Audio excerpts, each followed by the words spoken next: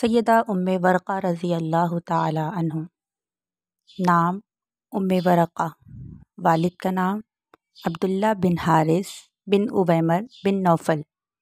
دادے کی طرف نسبت کی وجہ سے وہ ورقہ بنت نوفل کے نام سے مشہور اور معروف ہوئیں۔ سیدہ ورقہ رضی اللہ تعالی عنہ کا شمار انصار کی عالم فاضل خواتین میں ہوتا ہے۔ وہ روزے دار، عبادت گزار اور قرآن مجید کی حافظہ خاتون تھیں۔ ان کا شمار اپنے دور کی عالم فاضل خواتین میں ہوتا تھا۔ رسول اکرم صلی اللہ علیہ وسلم اپنے بعض صحابہ کرام رضی اللہ تعالی عنہم کے ہمراہ ان کے ہاں تشریف لے جایا کرتے تھے، اور جب بھی آپ ان کے ہاں جانے کا ارادہ کرتے تو یہ فرماتے، انطلقوا بنا نزور الشہیدۃ، کہ ہمارے ساتھ چلو، شہیدہ خاتون سے ملتے ہیں۔ یہ صرف ایک اکیلی خوبی نہیں تھی جس کا ورقہ رضی اللہ تعالی عنہ کے حوالے سے خاص طور پر تذکرہ کیا، بلکہ اس خاتون میں اور بھی بہت سی خوبیاں پائی جاتی تھیں۔ جب انہوں نے رسول اکرم صلی اللہ علیہ وسلم سے مطالبہ کیا کہ اس کے لیے ایک مؤذن متعین کر دیں تو آپ نے ان کا یہ مطالبہ بھی پورا کر دیا۔ رسول اکرم صلی اللہ علیہ وسلم نے سیدہ ورقہ رضی اللہ تعالی عنہ کو یہ بھی اجازت عطا کر دی کہ وہ اپنے گھر میں عورتوں کو باجماعت نماز پڑھا سکتی ہیں۔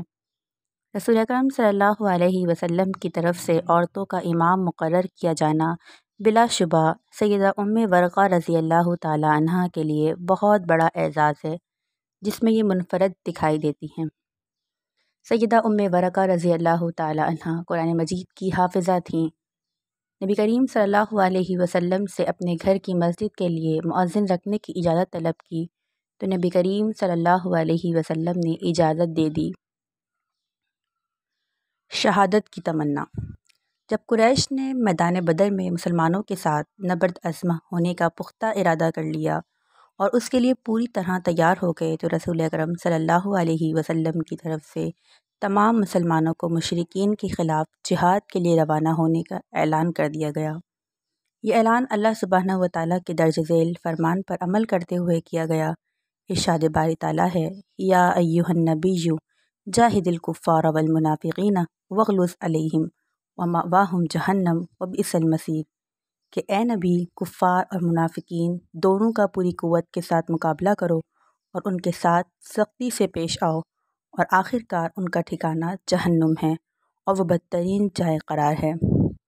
مسلمان اس اعلان پر لبیک کہتے ہوئے رسول اکرم صلی اللہ علیہ وسلم کی خدمت میں حاضر ہوئے اور اسلحہ کی کمی کے باوجود میدان جہاد کی طرف اس عزم سے روانہ ہوئے کہ ہمیں فتح نصیب ہوگی یا شہادت سے سرفراز ہوں گے۔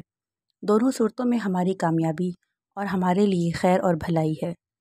سیدہ ورقہ رضی اللہ تعالی عنہ رسول اکرم صلی اللہ علیہ وسلم کی خدمت میں حاضر ہوئیں۔ وہ یہ چاہتی تھیں کہ اللہ سبحانہ و تعالیٰ کے درج ذیل فرمان پر عمل پیرا ہو، جیسا کہ اللہ تعالیٰ نے ارشاد فرمایا، انفروا خفافا وثقالا وجاہدوا باموالکم وانفسکم فی سبیل اللہ ذالکم خیر لکم ان کنتم تعلمون۔ نکلو، خواہ ہلکے ہو یا بوجھل، اور جہاد کرو اللہ کی راہ میں اپنے مالوں اور اپنی جانوں کے ساتھ، یہ تمہارے لیے بہتر ہے اگر تم جانو۔ ولید بن عبداللہ بن جمیح نے حدیث بیان کی ہے، وہ کہتے ہیں کہ مجھے میری دادی جان اور عبد الرحمن بن خلاد انصاری نے سیدہ ورقہ بنت عبداللہ بن حارث کے حوالے سے بیان کیا۔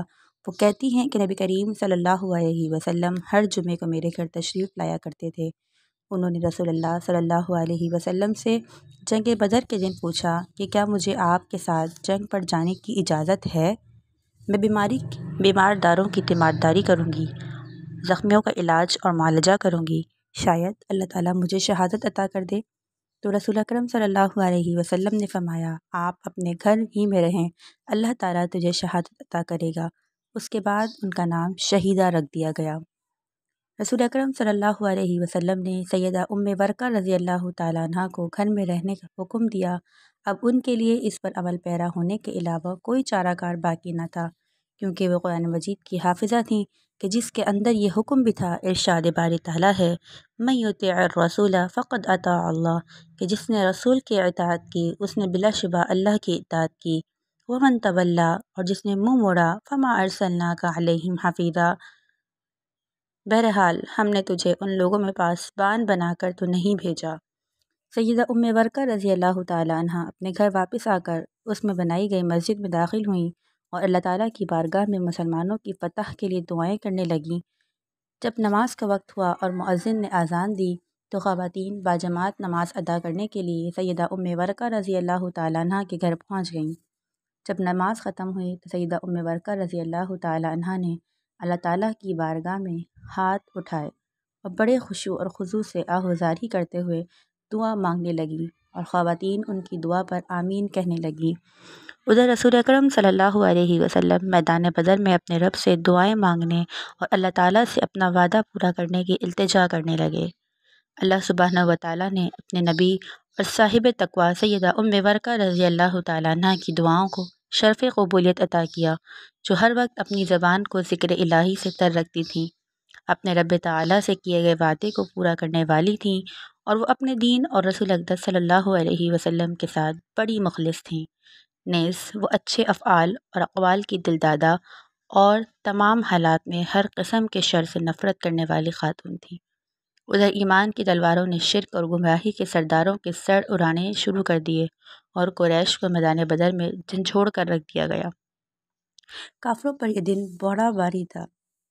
غروب آفتاب سے پہلے پہلے سرداران قریش موت کے گھاٹ اتار دیے گئے اور ان احمقوں کی لاشوں کو گھسیٹ کر میدان بدر میں واقع رسول اکرم صلی اللہ علیہ وسلم پھینک دیا گیا کہ ماننے والوں کا لشکر لا الہ الا اللہ اور اللہ اکبر کا ورد کرتے ہوئے واپس آئے۔ ان کی پیشانیوں پر فتح و نصرت کا غازہ چمک رہا تھا اور لشکر اسلام کے جھنڈے فضا میں لہرا رہے تھے۔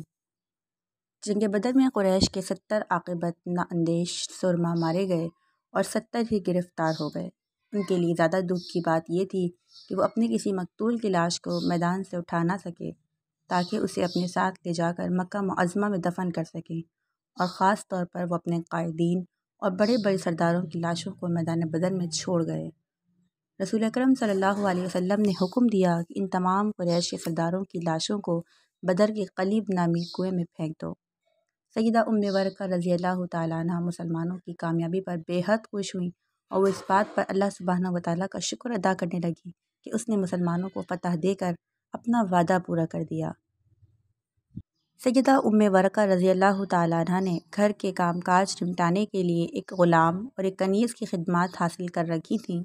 سب گھریلو معاملات بخوبی انجام پا رہے تھے۔ سیدہ ورقہ رضی اللہ تعالیٰ عنہ ان دونوں کی خاطر مدارات بہت اچھے انداز سے کیا کرتی تھیں، انہیں فیاضی کے ساتھ خرچ دیتی اور ان کی عزت اور تکریم کرتی۔ وہ دونوں بھی پوری محنت اور دیانتداری کے ساتھ خدمات سر انجام دیتے اور فرائض کی ادائیگی میں کوئی کسر نہ رکھتے۔ یہ کسی کے وہم میں بھی نہیں تھا کہ ایک دیانتدار، پرہیزگار، تمام لوگوں کے ساتھ خیر خواہی کے ساتھ پیش آنے والی، روزے دار، عبادت گزار، قرآن مجید کی حافظہ، شفیق اور رحم دل کو اپنے بدبخت غلام اور کنیز کے گھناؤنے جرم کا نشانہ بننا پڑے گا، جن کے ساتھ وہ ہمیشہ حسن سلوک سے پیش آئیں۔ یہ کسی کے وہم اور گمان میں بھی نہیں تھا کہ سیدہ ورقہ رضی اللہ تعالیٰ عنہ کا غلام اور کنیز دونوں مل کر اس حد تک بھی کمینگی پر اتر آئیں گے کہ ان کو جان سے مار دیں گے اور اسے ہمیشہ کے لیے خاموش کر دیں گے۔ اس میں کوئی شک نہیں کہ دونوں نے انتہائی کمینگی کا ارتکاب کیا، لیکن دوسری طرف سیدہ ورقہ رضی اللہ تعالیٰ عنہ شہادت کے اعلیٰ درجے پر فائز ہو گئیں، جس طرح کہ رسول اکرم صلی اللہ علیہ وسلم کی زبان مبارک سے انہیں شہادت کا مقام پر فائز ہونے کی بشارت دی گئی تھی۔ لیکن ان دونوں نے اس گھناؤنے جرم کی وجہ سے اللہ تعالیٰ کی ناراضگی مول لے لی اور آخرت میں ان کے لیے دردناک عذاب ہوگا۔ ان دونوں نے اپنی مالکہ کی زندگی ختم کر کے اپنی دنیا اور آخرت کو برباد کر لیا، اور وہ دونوں جہنم رسید ہوں گے، جو بہت برا ٹھکانہ ہے۔ ایک روز سیدنا عمر بن خطاب رضی اللہ تعالیٰ عنہ نے معمول کے مطابق وضو کیا اور نماز فجر کی ادائیگی کے لیے گھر سے روانہ ہوئے۔ جب آپ سیدہ ورقہ رضی اللہ تعالیٰ عنہ کے دروازے کے سامنے سے گزرے تو آپ کو ان کی آواز سنائی نہ دی۔ انہوں نے کان لگا کر سننے کی کوشش کی لیکن انہیں کوئی آہٹ محسوس نہ ہوئی۔ دوبارہ سننے کی کوشش کی لیکن انہیں کچھ بھی سنائی نہ دیا۔ سیدنا عمر بن خطاب رضی اللہ تعالیٰ عنہ کے دل میں شک پیدا ہوا کہ اللہ نہ کرے کہیں کوئی حادثہ پیش تو نہیں آ گیا۔ ان کے دل میں شک و شبہ کا پیدا ہونا ضروری تھا کیونکہ مکمل خاموشی خلاف معمول تھی۔ وہ تو روزانہ نماز فجر کے لیے مسجد کی طرف جاتے اور واپس آتے ہوئے سیدہ ام ورقہ رضی اللہ تعالیٰ عنہا کی زبان سے قرآن مجید کی تلاوت سنا کرتے تھے، اور ان کی زبان سے قرآن مجید کی تلاوت کو سننا سیدنا عمر بن خطاب رضی اللہ تعالیٰ عنہ کی عادت بن چکی تھی۔ لیکن آج مکمل خاموشی تھی۔ یہ مختلف صورتحال دیکھ کر سیدنا عمر رضی اللہ تعالیٰ عنہ کے دل میں شکوک اور شبہات کا پیدا ہونا ایک فطری بات تھی۔ سیدنا عمر بن خطاب رضی اللہ تعالیٰ عنہ تیزی کے ساتھ مسجد نبوی میں تشریف لے گئے اور جلدی نماز سے فارغ ہوئے۔ جب صحابہ کرام رضی اللہ تعالیٰ عنہم نے سیدنا عمر رضی اللہ تعالیٰ عنہ کو پریشان دیکھا تو تمام حیران اور پریشان ہو گئے۔ سیدنا عمر رضی اللہ تعالیٰ عنہ نے صحابہ کرام کو بتایا کہ آج میں نے اپنی خالہ سیدہ ام ورقہ رضی اللہ تعالیٰ عنہ کی آواز نہیں سنی۔ اللہ خیر کرے، مجھے کچھ خطرہ محسوس ہو رہا ہے، کوئی حادثہ نہ پیش آ گیا ہو۔ تم میرے ساتھ ان کے گھر چلو تاکہ ہم صحیح صورتحال معلوم کر سکیں۔ جب صحابہ کرام رضی اللہ تعالیٰ عنہ سیدہ ام ورقہ رضی اللہ تعالیٰ عنہ کے گھر پہنچے تو سیدنا عمر بن خطاب رضی اللہ تعالیٰ عنہ نے آگے بڑھ کر دروازے پر دستک دیتے ہوئے آواز دی، اے خالہ جان ام ورقہ، تم کہاں ہو؟ لیکن وہاں کوئی جواب دینے والا نہ تھا۔ سیدنا عمر رضی اللہ تعالیٰ عنہ اور صحابہ کرام کو شدید بے چینی لاحق ہوئی۔ سیدنا عمر رضی اللہ تعالیٰ عنہ نے بار بار آواز دی لیکن کسی نے جواب نہ دیا۔ سب نے اس بات پر اتفاق کیا کہ گھر کے اندر داخل ہو کر صورتحال کا جائزہ لیا جائے۔ وہ سب گھر کے اندر داخل ہوئے اور ہر طرف پھیل گئے۔ ہر کوئی سیدہ ام ورقہ رضی اللہ تعالیٰ عنہ کو تلاش کرنے لگا۔ تھوڑی دیر بعد انہیں کپڑے میں لپٹی ہوئی لاش ملی جو گھر کے ایک کونے میں پڑی ہوئی تھی۔ جب انہوں نے چہرے سے پردہ ہٹایا تو وہ سیدہ ام ورقہ رضی اللہ تعالیٰ عنہ کی لاش تھی جو زندگی کی بازی ہار چکی تھیں اور ان کی روح قبض انصری سے پرواز کر چکی تھی۔ سیدنا عمر رضی اللہ تعالیٰ عنہ اور دیگر صحابہ کرام یہ منظر دیکھ کر انگشت پد ندا رہ گئے کہ عدل و انصاف کے علم بردار حکمران کے زیر سایہ جس کے عدل و انصاف کی تاریخ میں مثال دی جاتی ہے، اس جیسے گھناؤنے جرم کا ارتکاب کیا جا سکتا ہے۔ اے خالہ جان، آپ ساری خواتین میں سب سے زیادہ نرم دل اور شریف و طبع تھیں۔ تباہ اور برباد ہوں وہ گنڈاگر، ناصر اور جرائم پیشہ اوباش جن کے دلوں سے محبت، شفقت اور رقت کو چھین لیا گیا۔ انہیں تمہاری جان لیتے ہوئے اپنی تباہی اور بربادی کا خیال کیوں نہ آیا؟ کاش اس جرم کا ارتکاب کرنے سے پہلے کوئی آفت ان کو دبوچ لیتی۔ سیدہ ام ورقہ رضی اللہ تعالیٰ عنہ کے ساتھ جو سانحہ پیش آیا، یہ منظر سیدنا عمر رضی اللہ تعالیٰ عنہ کو بڑا ناگوار گزرا اور یہ دردناک انجام دیکھ کر ان کا دل غمگین ہو گیا۔ یہ وہ خاتون تھیں جن کے ساتھ خواتین کی امامت ختم ہو گئی۔ امامت کا یہ منصب ان کے ساتھ ہمیشہ کے لیے دفن ہو گیا۔ اس کے بعد کوئی خاتون بھی اس منصب پر فائز نہ ہو سکی۔ لیکن سیدنا عمر رضی اللہ تعالیٰ عنہ کو اس غم نے جھنجھوڑ کر رکھ دیا کہ رسول اکرم صلی اللہ علیہ وسلم نے ان کے حق میں شہادت کی بشارت دی تھی۔ انہوں نے یہ خیال آتے ہی پکار کر کہا کہ اللہ تعالیٰ اور اس کے رسول مقبول صلی اللہ علیہ وسلم نے سچ فرمایا۔ رسول اکرم صلی اللہ علیہ وسلم سیدہ ام ورقہ رضی اللہ تعالیٰ عنہ کے بارے میں فرمایا کرتے تھے، ان طریقو نذیر الشہیدہ، کہ چلو شہیدہ کی زیارت کریں۔ سیدنا عمر رضی اللہ تعالیٰ عنہ نے سیدہ ام ورقہ رضی اللہ تعالیٰ عنہ کی تجہیز اور تکفین اور انہیں جلد دفن کرنے کا حکم دیا اور بڑی تیزی سے مسجد نبوی میں تشریف لے گئے اور لوگوں کو سیدہ ام ورقہ رضی اللہ تعالیٰ عنہ کے ساتھ پیش آنے والے حادثے کے متعلق بتایا۔ پھر انہوں نے یہ حکم دیا کہ فوری طور پر غلام اور کنیز کو تلاش کر کے میرے سامنے پیش کیا جائے۔ جب ان دونوں کو آپ کے سامنے لایا گیا اور انہوں نے اپنے اس گھناؤنے جرم کے ارتکاب کا اعتراف بھی کر لیا تو سیدنا عمر رضی اللہ تعالیٰ عنہ نے ان دونوں کو سولی دینے کا حکم صادر فرمایا۔ ان دونوں کو باب المدینہ پر تخت دار پر لٹایا گیا تاکہ ان کے دل میں کسی مسلمان کی زندگی کو پامال کرنے کا خیال پیدا ہو، اس کے لیے یہ عبرت کا نمونہ قرار پائیں۔ مسند احمد میں ہے کہ سیدہ ام ورقہ رضی اللہ تعالیٰ عنہ نے اپنے غلام اور کنیز سے یہ کہہ دیا تھا کہ تم دونوں میری وفات کے بعد آزاد ہو۔ ان دونوں کو یہ مدت دراز محسوس ہوئی تو انہوں نے سیدہ ام ورقہ رضی اللہ تعالیٰ عنہ کو ایک کپڑے میں لپیٹ کر زمین پر پھینک دیا جس سے وہ دم گھٹ کر شہید ہو گئیں۔ سیدنا عمر رضی اللہ تعالیٰ عنہ کو اطلاع دی گئی کہ سیدہ ام ورقہ رضی اللہ تعالیٰ عنہ کو ان کے غلام اور کنیز نے قتل کر دیا ہے اور اب وہ دونوں مفرور ہیں، یعنی بھاگ چکے ہیں۔ تو سیدنا عمر بن خطاب رضی اللہ تعالیٰ عنہ لوگوں میں کھڑے ہوئے اور فرمایا کہ رسول اکرم صلی اللہ علیہ وسلم سیدہ ام برکہ کے پاس جاتے ہوئے اپنے صحابہ سے یہ فرمایا کرتے تھے کہ انطلقوا نذیر الشہیدہ۔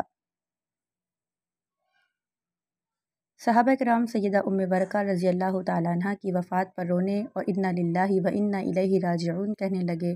پھر انہوں نے شہادت کی مبارکباد دی اور جو کچھ اللہ تعالیٰ نے ان کے لیے اپنی جوار رحمت میں تیار کر رکھا ہے اس کا تذکرہ کیا۔ اللہ سبحانہ و تعالیٰ سیدہ ام برکہ رضی اللہ تعالیٰ عنہ کو اپنی رحمت سے نوازے، انہیں اپنے ہاں جنت الفردوس میں مہمان نوازی کے اعزاز سے سرفراز فرمائے اور انہیں اپنی خوشنودی سے شاد کام کرے، آمین یا رب العالمین۔ اگر آپ کو ہماری یہ ویڈیو پسند آئی ہو تو لائک اور سبسکرائب کریں۔